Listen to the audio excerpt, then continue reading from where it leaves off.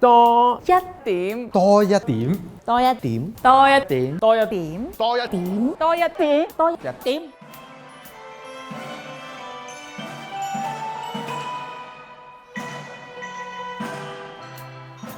我最初接觸工房同埋多一點藝術節，源於3年前多一點藝術節，我都係做策展人嘅崗位嘅。咁我今年就用咗夢境嘅主題嚟串連晒同城市相關嘅唔同媒體嘅作品。咁包括一啲畫作啦，亦都有雕塑啦、繪本、一啲模型都有嘅。我覺得作為工房嘅藝術導師，點樣可以令到參加者喺藝術學習上邊可以學多一啲呢？其實都好靠導師需要有一個好開放嘅心啦，去觀察到每個參加者嘅獨特性，需要去聆聽參加者嘅想法，俾多一啲挑戰或者想法佢哋，讓到佢哋都知道佢哋都可以嘗試多一啲。今年咧，我喺工房係教一個同繪本有關嘅工作坊，咁而郁倫咧係其中一個參加者嚟嘅。佢由早年嘅單一嘅畫面創作，至到而家咧，佢可以唔同嘅畫面連貫埋一齊，形成一個繪本，我都覺得係一個進步嚟嘅。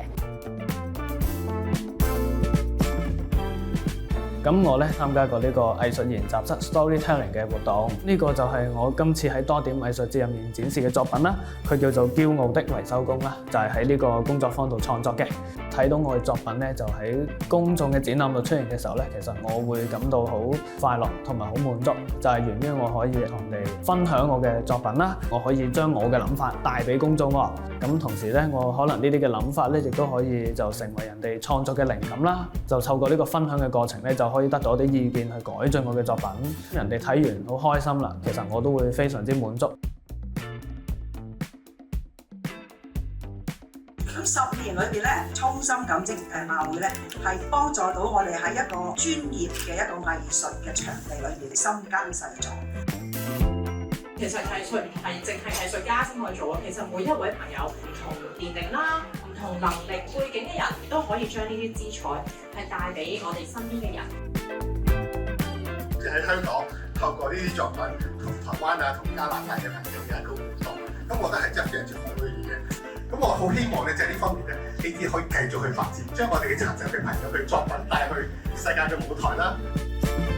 展覽對參加者嘅重要性係佢嘅作品同埋創作者嘅個性咧都可以被看見啦。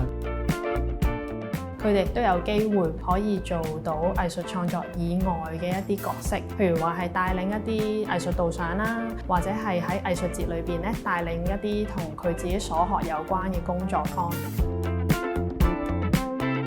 喺今年嘅多一點藝術節裏邊咧，我有一個攤位。我係工房裏邊嘅活動使用者嚟嘅，開頭都有啲壓力嘅，但後尾咧參加之後咧，發覺零壓力，我可以順利45分鐘俾佢哋攞走件作品，係笑住走嘅。